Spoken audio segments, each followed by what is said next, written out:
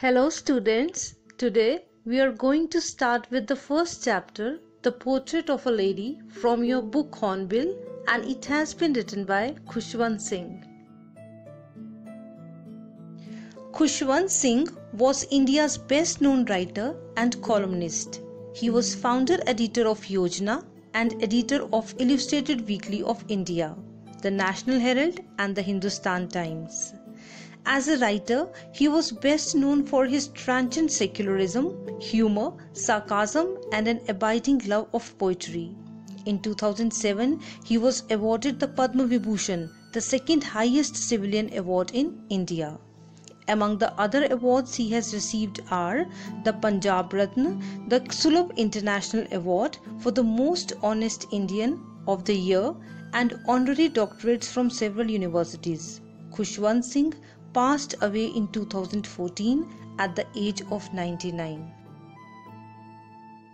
The Portrait of a Lady is a heartwarming pen picture of Khushwant Singh's grandmother who brought him up.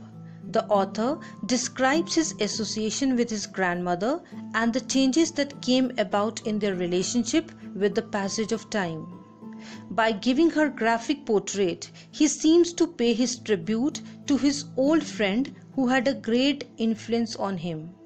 The author's realistic account makes us think of our own relationship with our grandparents. The grandmother in the story is in fact a universal figure of selfless maternal love. Now the story. The author's grandmother was a religious woman. She was short, fat, and slightly bent in posture, and her face was covered with wrinkles. She seemed so old, and she had been the same for the past 20 years. The author had seen no change in her looks and behavior. He was told that she was once young and pretty and had a husband. This thought raised a doubt in his mind, as he couldn't connect this idea that she could have been young and pretty. His earliest memory was that of an old lady, so as a child he found it difficult to believe that she had been any different ever. The author's grandfather portrait was hung on the wall, in which he wore fitted clothes, a turban, and had a long white-colored beard that reached his chest.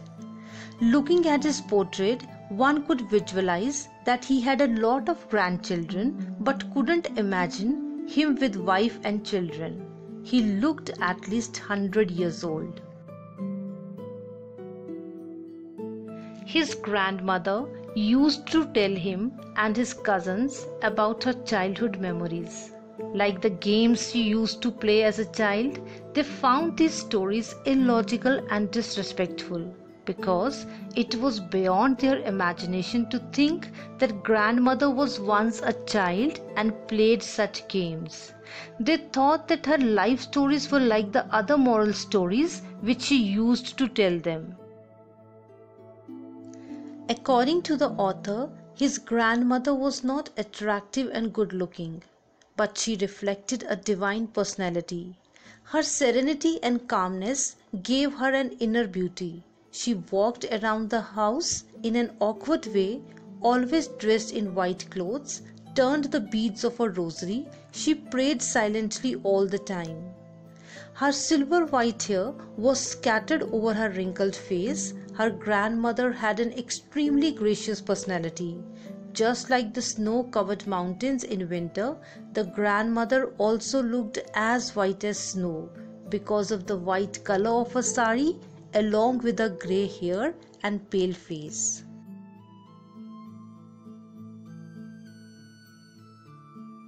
When the author was still young, his parents left for the city, leaving him to the care of his grandmother. And the grandmother, she took great care of all his needs. She was quite active and agile. She woke him up every morning, bathed and dressed him, put together his slate and writing materials, and taught him subjects. She prayed aloud so that he might learn the prayers. She gave him breakfast, a stale buttered chapati with sugar sprinkled on it, and took him to school.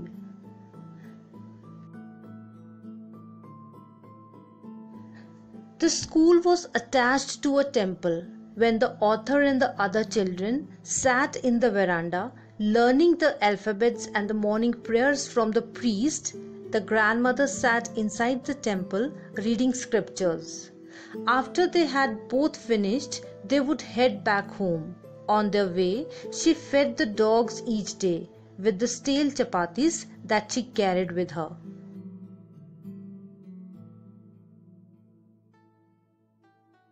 Their relationship changed when they moved to the city. The only thing that remained unchanged was their common bedroom. She could not accompany him to school as he went by the school bus. The grandmother started feeding breadcrumbs to sparrows as no dogs were around. As the years passed in the city, their interaction reduced.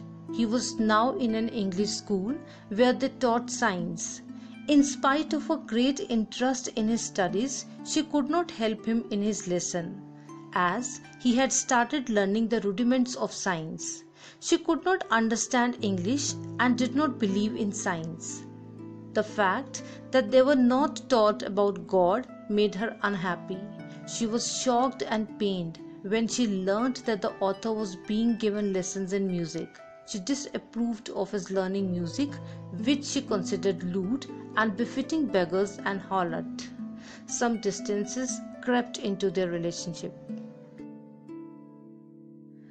The common link of friendship between the author and his grandmother was broken when he went to the university and was given a room of his own. The grandmother accepted her loneliness and rarely spoke to anyone. All day long she sat spinning the wheel and reciting her prayers.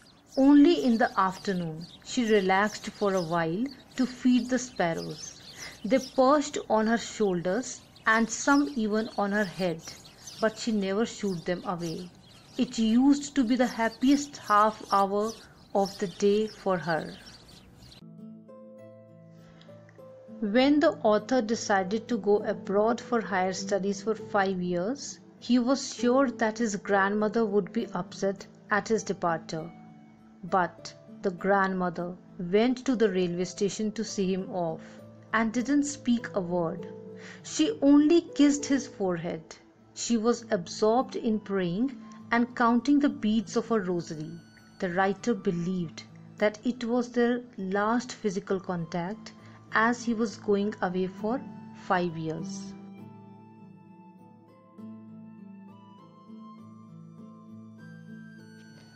But she was there when he came back and was delighted to see him. She held him in her arms. She went on reciting her prayers. Even the first day of the author's arrival, her happiest moments were with the sparrows, whom she fed long and rebuked them in a very amusing manner as usual. In the evening, a change came over her. The overjoyed grandmother collected women from the neighborhood and beat the drums and sang for hours of the homecoming of warriors. For the first time, she missed her prayers. The strain resulted in mild fever, which the grandmother interpreted as premonition of her end. The doctor reassured the family that there was nothing to worry about, but the grandmother told everyone that she did not want to talk to anyone and would rather spend her last moments praying. She ignored everyone's protest and continued to pray till her lips stopped moving and the rosary fell from her lifeless fingers. The grandmother died a peaceful death. Her body was laid in the floor, covered in a red shawl. When the author and others came to take away the grandmother's body, they met a strange sight. To mourn her death, thousands of sparrows came and sat quietly all around her body. When the author's mother threw some breadcrumbs for them, they took no notice of the bread. They were full of grief at her death and flew away quietly after the cremation. The breadcrumbs had to be swept away the next day.